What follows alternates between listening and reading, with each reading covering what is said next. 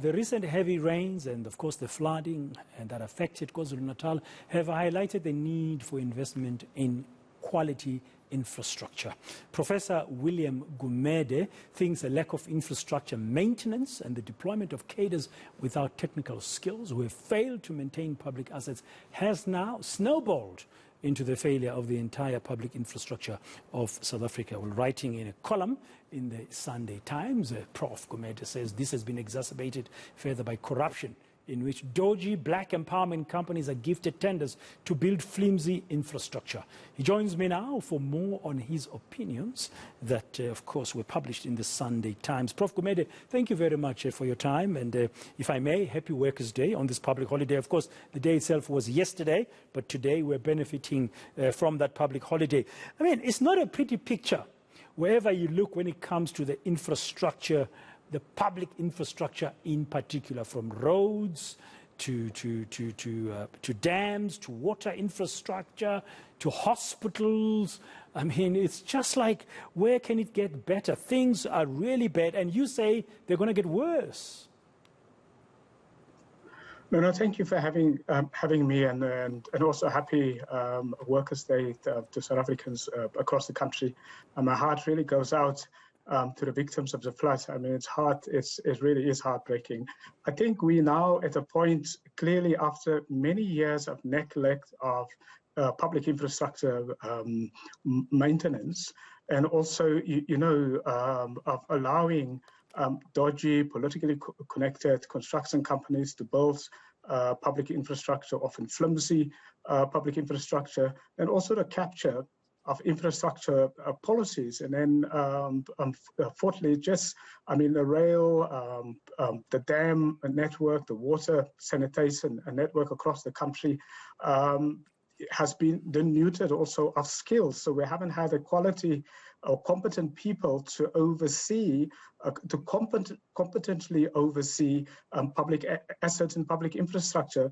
Now, the problem for us as a country is we've reached a critical point now in infrastructure. There's a critical point that if not enough maintenance has been made, the cost of repairs become even more expensive than new infrastructure. So we're at that point now. So we are at the tipping point, so to speak, that going forward, we're going to see further collapse. You know, as you were talking there, I went to Soweto. I was in Soweto on Saturday morning to attend a funeral, and just driving around. I mean, I'm born and bred there. Some infrastructure is like dilapidated, and even some of the new infrastructure that was built the post-democracy in 1994. Now, with the worsening of infrastructure, as you said, the cost is going to be much higher to repair it because you failed to maintain it.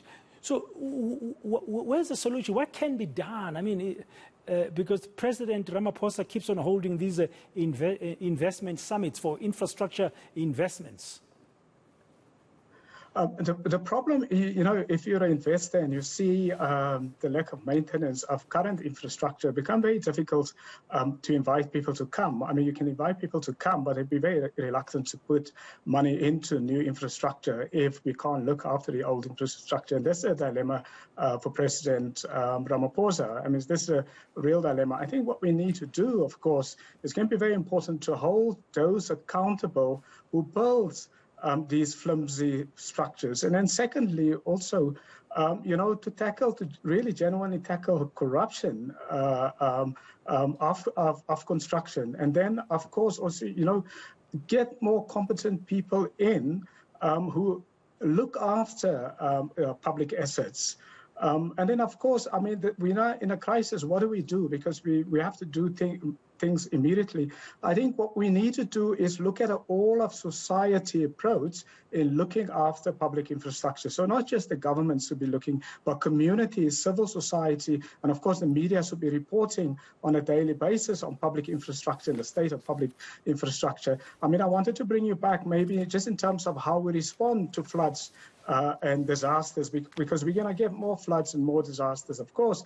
But I think our problem in our country, one of the weaknesses, we as a country, we don't have a preparedness strategy. So we're not prepared for the disasters. Disasters happen all the time, but every time, it catches us unaware. But perhaps we may have to look at the way the Japanese and the Chileans have looked at disaster in what I call an all of society approach, where the communities, local communities, should actually set up disaster committees that would, and volunteers that actually begin to work before disaster happen, so that they can get involved and help, whether it's rescue, cleanups, bringing food, the logistics of food. So all of society approach in dealing with floods and disasters and so on. As you're speaking, I'm remembering a story about in one country in Africa. I don't want to name it because people might accuse me of all sorts of things, but it's just a big country in Africa. The government there built a new capital, moving from the old capital to a new capital, but within a short space of time, the new buildings that the government had built for the new had to be rebuilt. They couldn't maintain the new stuff. They had to rebuild. I think there's this, like, we suffer from some lack of infrastructure. Understand that you have to build it, but you have to maintain it for it to be sustained. Now, if in South Africa today we are at that tipping point that you write about, Prof, as you said, maybe decentralization to the community level is a solution, because then people can have ownership rather than at a central level, some infrastructure department deciding on a tender and then dishing it out to a few friends, whoever they are. No, absolutely. We will have to look at it. I mean, that's a reality of it, to begin to say, how do we at a local level look at infrastructure, and how do we bring all of the community together? When I say all of the community, it would be, your local residents, it would be the local civil society, where there's churches and community groups, local businesses, almost an infrastructure, civil society grouping of everyone, all together, looking after the infrastructure, looking at the quality of new infrastructure also, because the example that you gave, sadly, I mean, there's been, for the last 30 years, there's been a phenomenon in many African countries, actually, where infrastructure had collapsed to such an extent in, say, in a town or in a capital, then they built a new capital, but then after a few months, that new infrastructure also collapsed. So that is, the important thing is to maintain the infrastructure,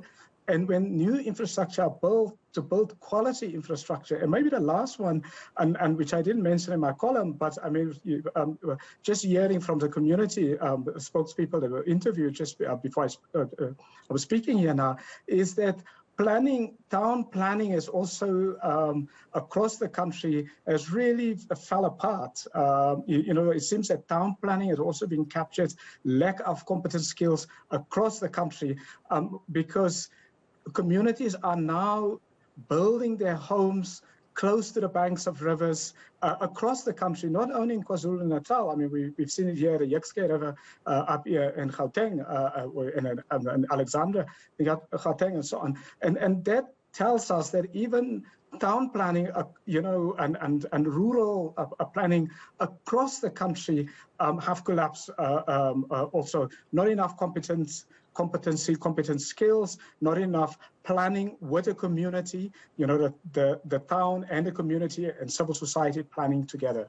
Yeah, and as you talk about lack of town planning, I'm thinking if there was town planning and then you combine that or you integrate it with a level of preparedness, you would then be able to find well in advance and identify safe land spaces for the poor on which to build, rather than them finding themselves being forced to build on riverbanks. But no planning, no preparedness is not going to happen. Are we suffering from infrastructure malaise of sorts on the continent?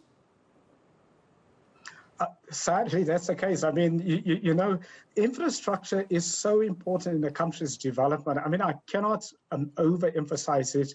A couple of years ago, I think in 2009, I mean, I did a report for government on looking at other countries around the world on infrastructure, how infrastructure can be a catalyst to change the country. Now, unfortunately, across the continent since the end of independence, and even here in South Africa, as Africans, we have not looked at critical infrastructure and building new kinds of infrastructure that can promote development and growth and bring investment, but then also maintaining that infrastructure. So it's not just any kind of infrastructure, it's the kind of infrastructure that are catalytic for growth and for development. I mean, you look at some countries, for example, in Africa, I mean, let's say Nigeria and Ghana. I mean, the last time that a rail network was built was in the 1800s by former colonial